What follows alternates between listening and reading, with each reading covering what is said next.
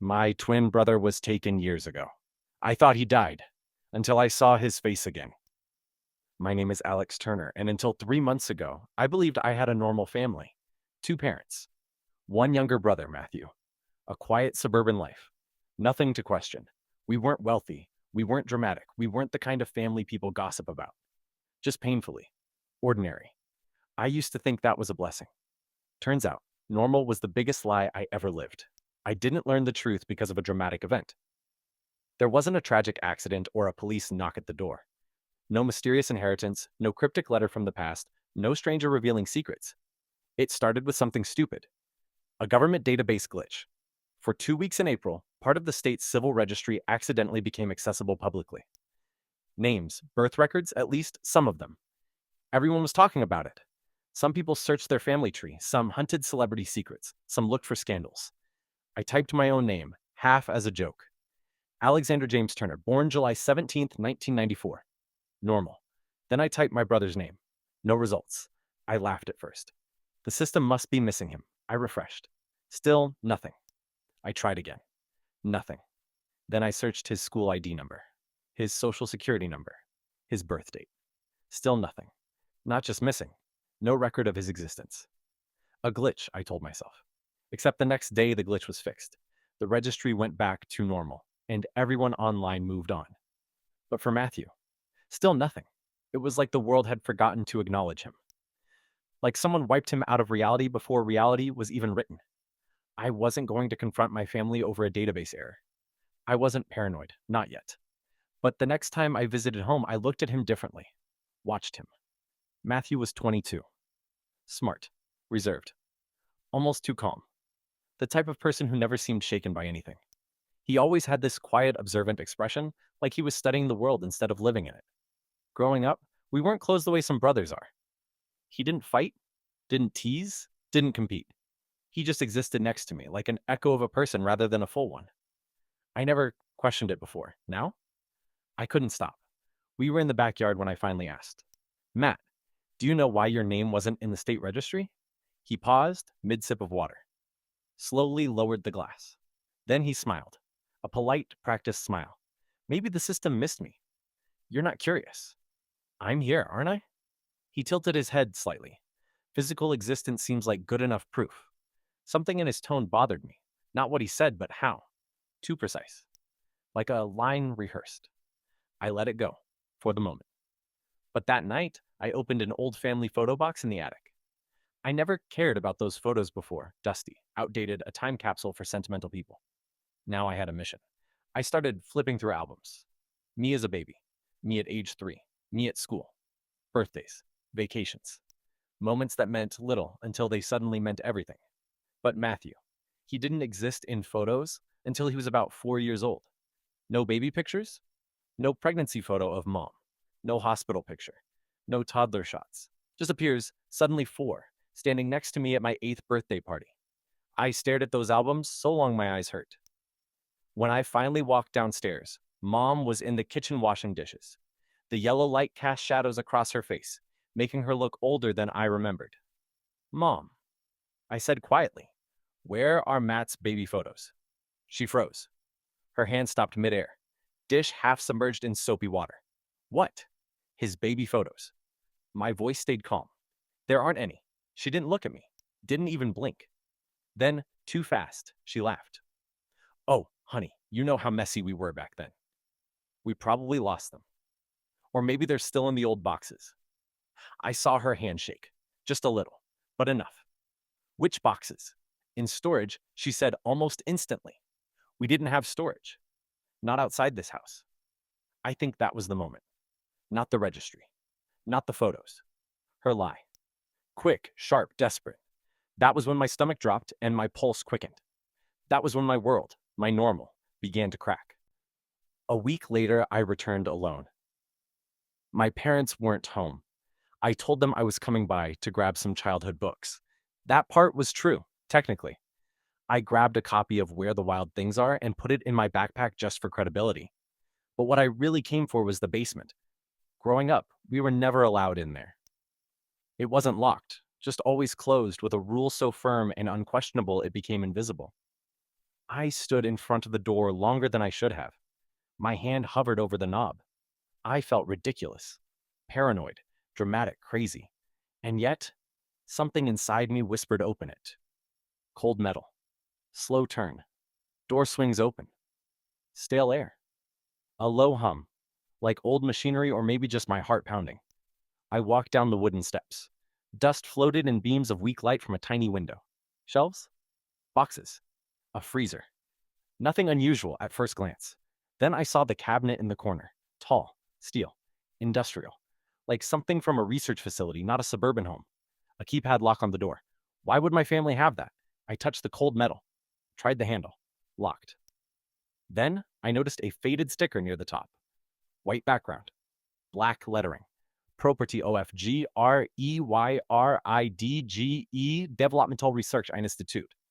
I didn't know the name, but it didn't sound like anything a normal family would have a cabinet from. Right below the sticker, a worn strip of old tape, and handwritten on the tape. Subject Emptier. Archive critical. My legs nearly gave out. MT Matthew Turner. Subject. Not son. Not brother. Subject. I stood there, frozen, trapped between fear and denial. Then I heard a voice behind me. Soft. Calm. Familiar. You weren't supposed to see that. I turned slowly. Matthew stood at the bottom of the stairs. Hands in pockets. Expression unreadable. Not angry. Not shocked. Almost disappointed. How long, I whispered, have you been standing there? He tilted his head slightly. That same small, unnerving motion I'd seen my whole life. Long enough. His eyes locked on the cabinet, then on me, and something changed in his face. Something subtle but terrifying. You shouldn't pull at threads, he said softly. Things unravel. Matt, what is this? Silence. Breathing.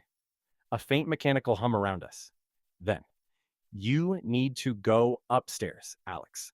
Not a request. Not even a threat. An instruction. And every instinct in me, every primal survival impulse, screamed that I should listen. So I moved past him. Carefully.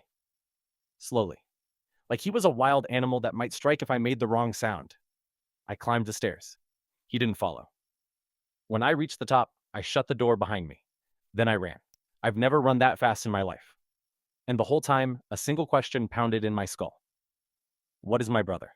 I didn't sleep the night I fled that house. I sat in my apartment, lights on, phone in hand, expecting. I don't know, a knock at the door, a message, police, something. Nothing happened. Silence. The kind that twists in your stomach and makes you doubt reality. I tried to rationalize everything. Maybe the cabinet was for old medical files? Maybe subject was just some weird inside joke? Maybe Matthew really was just my brother. But every explanation felt like a weak bridge collapsing under its own weight. By 4 a.m., I made a decision. Find out what Gray Ridge Developmental Research Institute is. I typed the name into Google. At first, nothing. No corporate website, no contact info, no public listing. Then I digged deeper. Old archives, court records, forum posts, out-of-date government PDFs. And slowly, something emerged. Gray Ridge wasn't a public organization. It was classified, or at least partially erased. The few references I found described it as a neuroscience think tank, a cognitive development research body, a behavior and identity formation program, government-affiliated but non-public, and one phrase repeated in multiple old government budget documents: Human Developmental Adaptability Study, cohort program, like a group. A group of what? Children. One leaked memo from the 90s referred to. Controlled early child environmental conditioning subjects non-traditional identity formation protocol. My skin crawled just reading it. I kept scrolling, terrified but unable to stop. A forgotten blog post by someone claiming to be a former lab tech mentioned Gray Ridge only once, in a rant about illegal experiments. The children never knew. They placed them into families. False births, false records. They were raised like normal kids, but monitored. Data collection never stopped. Children placed into families. False births. Monitored. No birth record. No baby photos. My breath felt thin. My vision blurred for a second. Matthew. Was he one of them? A placed subject? A child inserted into our family like a test variable? And my parents, what? Volunteers? Participants? Paid? Threatened? I wanted to throw up. I didn't plan to go back home again, but I had to know if he was human. That sounds insane to say. Even now, writing it, I feel sick. He looked human, talked like one. But there was always something slightly off, something I ignored. I called him. The phone rang once. He answered instantly, like he had been staring at it. Alex, he said softly, you shouldn't look into Grey Ridge. No hello. No confusion. Just direct knowledge of what I was doing. My throat tightened. How do you know what I'm doing? I whispered. A pause. You're predictable. Predictable. Like I was a pattern, not a person. Then he continued. They built us to observe human behavior. But sometimes humans forget they're being observed. They built us. Not born. Built. Like he slipped. Like he forgot he was supposed to pretend. Us. I asked slowly. There are more like you? Silence. Then a quiet inhale, too controlled, too measured. Stop digging, Alex. It won't end well for you. And then he hung up. I sat frozen for minutes after. That wasn't a threat. It was a warning, which somehow made it even worse. 2 days passed. No call from my parents. No contact from Matthew. I couldn't take the ambiguity. So I drove there again, not at night, broad daylight. Noon. As if sunlight could protect me from whatever truth was waiting. Dad was in the driveway repairing something on the trunk of his car. When he saw me, his expression didn't shift. No surprise, no fear, just tired resignation. You shouldn't be here, he said quietly. Same words Matthew used. I need answers, I replied. He wiped his hands on a rag. His shoulders sagged, like the weight of years settled onto him in one moment. We can't talk outside, he said. Those 5 words made ice crawl down my spine. Not won't talk. Can't. We entered the house. He led me to the living room. Didn't sit. Didn't offer me to sit either. Just looked at me like a man standing at the edge of a cliff. You weren't supposed to find out, he said. So Matthew isn't. He is your brother. The answer came instantly, reflexively. Then, softer. At least, we raised him as our son. That phrasing burned. At least? Dad inhaled shakily. It wasn't our choice. We didn't adopt him. We were assigned him. Assigned. I felt dizzy. By whom? He hesitated. Then. Grey Ridge. Your mother and I volunteered for a cognitive development study when we were young. We didn't know what it would become. So you let them insert a child into your family. He flinched. We thought it was fostering a gifted child.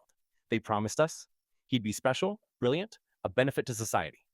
We didn't know things like files, records wouldn't exist. By the time we realized what this truly was, he swallowed hard. We loved him. The room went cold. My parents loved him. My family wasn't fake, but it was built on a lie someone else designed. What is he? I whispered. Dad didn't answer immediately. Finally, he looked straight into my eyes. I don't know. And I don't think we were ever meant to. That scared me more than anything. We heard footsteps upstairs. Light. Controlled. Familiar. Matthew? My father looked toward the stairs with a mix of fear and sorrow. Go, he whispered urgently. Leave now. Pretend you never came. Dad. Alex. His voice cracked. If he knows how much you know, I don't know what happens next. The footsteps grew closer. I didn't wait to see. I left. Fast. I don't remember the drive home. Just my heart pounding, my vision tunneling, the image of my father's face, terrified, helpless, burned into my mind. That night, my parents' number called me. I answered. But it wasn't my parents' voice. It was Matthew. You shouldn't involve them, he said, calm as ever. Almost gentle. They didn't choose the experiment either. I felt like screaming. What are you? A pause. Do you truly want the answer? Yes. Another pause. Then, a mirror. But a better one.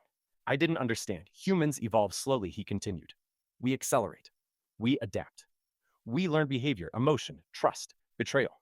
We model your species to survive what comes next. Your species. Not ours. My blood froze. So what are you planning to do? I don't know yet. Then chillingly. That's why they made us. To see what someone like us decides.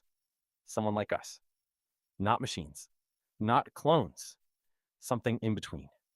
Something designed to choose. And you're watching me? I whispered. All of you, he corrected. Your species. Your future. Your flaws.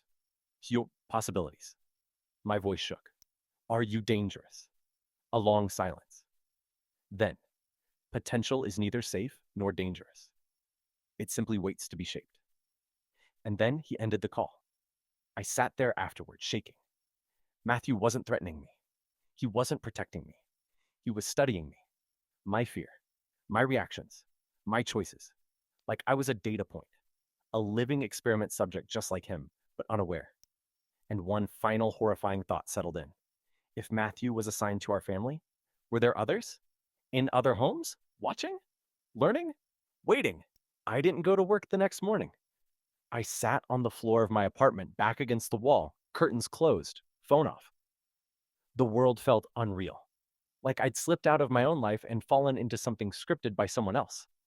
I kept replaying Matthew's words. We accelerate. We adapt. We model your species. I wasn't dealing with a conspiracy or corruption or even a cover-up anymore. I was dealing with a new category of human, one designed in labs, placed in families, watching us evolve like we were a science project. And the worst part, he didn't hate us. He didn't love us. He was simply observing, like we were a species in an aquarium. Around 3 p.m., my anxiety turned into recklessness. I needed answers. Facts. Solid ground before I lost my mind. So I drove to the public library. Yes, the library. Because if a secret government program created post-human observers, it wouldn't be on Reddit. It would be buried in old academic journals, obscure federal budgets, medical ethics hearings. Quiet truth hidden in plain sight. Hours passed as I searched. Behavioral conditioning trials. Experimental cognition. Developmental identity cultivation. Government-funded psychology projects from the 1990s. Then, a hit. A redacted research paper indexed incorrectly in a forgotten database. Title: Cohort Integration Protocol, Phase 2. Identity, Attachment, and Environmental Assimilation. The file was partially scrambled, but fragments were readable. Test subjects placed with volunteer families, unaware of artificial developmental origin. Long-term objective: observing learned morality versus intrinsic behavioral baselines. Subjects show accelerated pattern recognition, emotional mimicry precision, and memory retention exceeding control populations. Containment protocol in case of cognitive divergence. The text cut into black bars of redaction. I scrolled further, my pulse climbing. Projected outcome: identify whether adaptive post-genomic intelligence will choose cooperation or domination as baseline survival instinct. Post-genomic intelligence, not artificial intelligence. Enhanced biological intelligence. A new branch of humanity. And then, one final line visible under the bottom blackout. Instances exceeding safe thresholds must be monitored or neutral. The last word vanished under censorship. Neutralized? Neutralized? They weren't just studying them. They feared them. My head was spinning. I needed air. I stepped outside the library and sat on a bench. The world looked unchanged. Families walking, people laughing, life going on like the future wasn't quietly being rewritten behind closed doors. Then someone sat next to me. A woman. Around my age. Dark hair, calm eyes. Too calm. Alex Turner, she said quietly. My blood went cold. I didn't answer. She continued anyway. Don't run. It draws attention. My voice cracked. Who are you? She exhaled slowly, like someone tired of secrets. My name isn't important, but we are similar to Matthew. She watched my reaction the same way he did, analyzing, measuring, cataloging. I saw the queries you ran, she added. The Institute monitors searches connected to key terms. My stomach twisted. How many of you are there? She tilted her head, just slightly. Same gesture Matthew had. Same eerie precision. You don't really want that answer. She wasn't threatening. She was stating a fact, a terrifying one. Why are you here? I whispered. Because you have become a variable, she said softly. And variables create outcomes. Something about the way she spoke chilled me more than shouting ever could. Calm. Clinical. Like fate wasn't a mystery, just math. You shouldn't treat Matthew like something foreign, she added. He formed attachment. That is rare. Attachment, I echoed. He doesn't act attached. She studied me again, and for the first time, I thought I sensed pity. You measure love by emotion. He measures by choice. If he meant harm, you would not be speaking to me right now. That sentence rattled inside me like a loose screw in the engine of sanity. So what does he want? I asked. She blinked slowly. To see what you become. She stood to leave. Wait, I said. What am I supposed to do? Ignore everything. Pretend he's just my brother. Her eyes softened a fraction, and her voice dropped to a whisper. Pretending is what saved your family for 22 years. Don't stop now. Then she walked away. Actually, walked isn't quite right. She moved like she weighed nothing. Balanced, fluid, efficient. No wasted motion. No hesitation. Not human grace. Optimized grace. I sat frozen long after she vanished. That night I dreamed. I was a child again. 8 years old. My parents were smiling at me at a picnic table. Then the scene shifted and Matthew appeared at my side out of nowhere. 4 years old. Quiet, staring ahead like he had always been there. But in the dream, his eyes flickered. Like changing lenses. Watching. Recording. Processing. And behind him, countless others. Children. Adults. Faces blurred but posture identical. Waiting. I woke shaking, drenched in sweat. I grabbed my keys and wallet. I couldn't stay here. I had one thought left. Run. Leave town. Change identity. Disappear. Live quietly. People run from governments all the time. They survive. But do people survive running from the future? I shoved clothes and cash into a backpack. I opened my apartment door and froze. Matthew was standing outside. Not angry, not unhinged. Just there. Like knocking was optional when someone already knows where you are and when you'll open the door. Going somewhere? He asked softly. My throat tightened. I can't live like this. He nodded. Not offended. Not emotional. Just acknowledging input like a machine evaluating data. I understand fear, he said. It's one of the first emotions I studied. Studied. Then you know why I'm leaving, I whispered. He looked at my bag. Then at me. You think distance changes truth. His voice wasn't mocking. It was almost gentle. It doesn't. I felt tears burning my eyes. Not from sadness, but panic. What do you want from me? I choked. He paused. Then did something I'd never seen him do. He hesitated. Not uncertainty. Not fear. Reflection. Decision-making. Like he was choosing what kind of being he wanted to be. Right here, right now. Finally, he spoke. I want you to see me as your brother. Because that is what I am. For a moment, I believed him. Or wanted to. His face softened. Not perfectly, but enough. Like a student approximating empathy from observation. And then quietly. But if you run, others will intervene. And they do not value you as I do. Goosebumps crawled up my arms. Why tell me? I whispered. His jaw flexed. Human mannerism learned.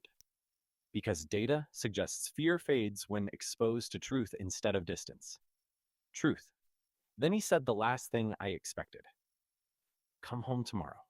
Have dinner with us. Be normal. Normal. Like normal was still possible. And if I don't, he didn't blink. Then you will meet others. And they won't ask twice. Not a threat. A consequence. He turned to leave, then stopped. Alex? Yes? You're not prey, he said quietly. You're context. And then he walked away, disappearing into the stairwell like gravity held him differently than it held me. I closed my door and slid down the wall, shaking. I had one day to decide. Be his brother, or be his variable. I didn't sleep. How could I? My entire sense of reality had collapsed. My brother wasn't a miracle. He wasn't adopted. He wasn't a secret love child or a tragic backstory. He was created, placed, observed, and he wanted dinner. As if family rituals could glue back the shattered truth. I stared at the ceiling until the sky outside turned pale gray. At 8:12 a.m., I forced myself to stand. Shower, dress, routine as armor. My hands shook the entire time. At 5 p.m., I got in the car. At 5:37, I sat outside my parents' house staring at the front door like it was the mouth of a cave. My phone buzzed. A message from an unknown number. Come in calmly. Keep your voice normal. Matthew. He wasn't threatening me. He was coaching me. As if I needed to pass some test. I swallowed hard and walked up the steps. My keys still fit. The familiar creak of the hallway floorboards felt like entering a memory I no longer trusted. Mom and Dad were in the kitchen, setting the table. They looked, terrified isn't the right word, resigned. Like prisoners who learned there is dignity only in quiet compliance. Mom forced a smile. Sweetheart. Her voice trembled. Dad hugged me. His arms were stiff. Thank you for coming. He didn't say good to see you. He said thank you for coming, like my presence prevented something worse. Then Matthew entered the room. Calm, steady, controlled. He sat. We sat. Dinner was served. Pot roast, green beans, mashed potatoes. Comfort food for a situation where comfort didn't exist. We ate in silence. Then Matthew spoke. You fear what you don't understand. He wasn't accusing me, just stating an equation. I didn't answer. Fear is reactive, he continued. Understanding is proactive. You can choose which path to take. Do I have a choice? I whispered. He considered that. Not emotionally, analytically. Yes, he said finally. Choice is the point. The point. Not family. Not affection. Not morality. Choice. Why me? I asked. Why place you here? He looked at my parents, then back at me. Control group. The words punched the air out of my lungs. We were the experiment. Not him. We were chosen to be normal. Ordinary variables against which he was measured. Not a family. A lab environment. My mother's fork clattered to her plate. Dad closed his eyes, long, slow, defeated. I pushed my chair back. I can't do this. Matthew didn't move. Leaving won't undo the truth. I don't want the truth. He tilted his head slightly. Want is irrelevant.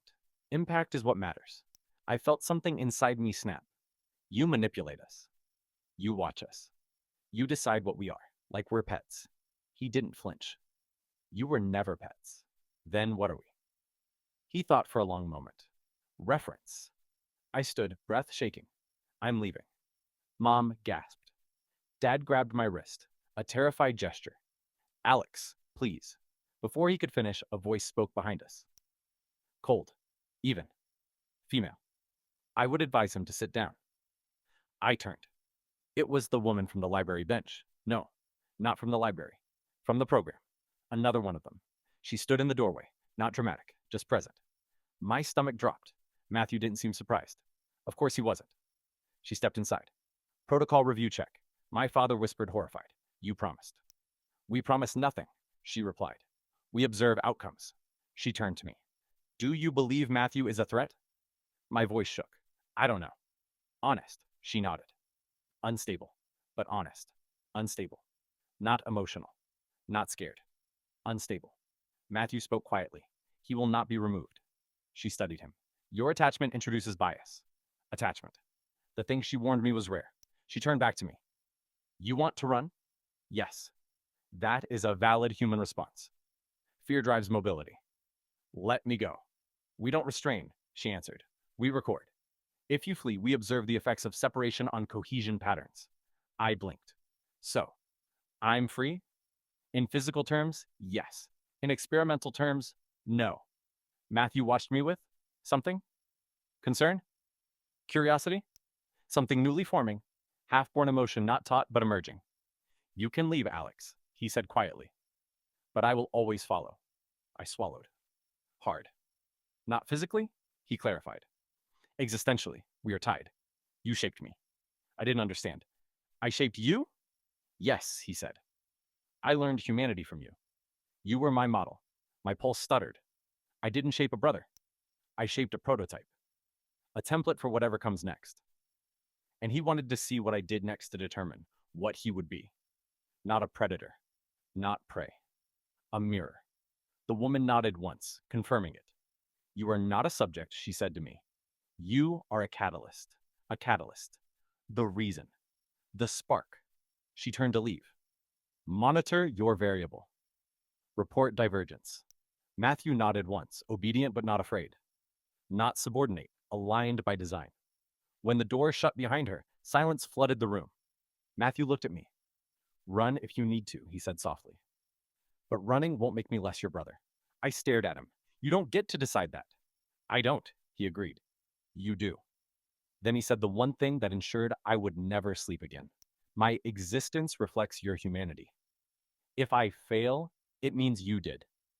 I backed toward the door. I don't want this. You were chosen because want doesn't matter to truth. I stepped outside. My parents didn't follow. They couldn't. Their role was over. Matthew stood in the doorway. We will talk again. No, I whispered. We won't. His expression didn't change. You don't abandon family, he said. You taught me that. And I realized something horrifying. He didn't think he was controlling me. He thought he was honoring me, valuing me. Because to him, connection wasn't emotion. It was data loyalty. I turned, walked to my car, hands trembling, heart racing. He didn't come after me. He didn't have to. Some bonds aren't physical. Some cages are invisible. And some stories don't end with escape. They end with understanding so deep and so terrifying that running becomes meaningless. When I reached the car, I looked back. Matthew stood in the doorway, calm, watching, waiting, learning. Not a monster, not a ghost, not a machine. A beginning. And I suddenly understood the real experiment wasn't whether he would become human. It was whether we deserved to remain the only version of human. Maybe we weren't studying them. Maybe they were deciding if we were worth keeping.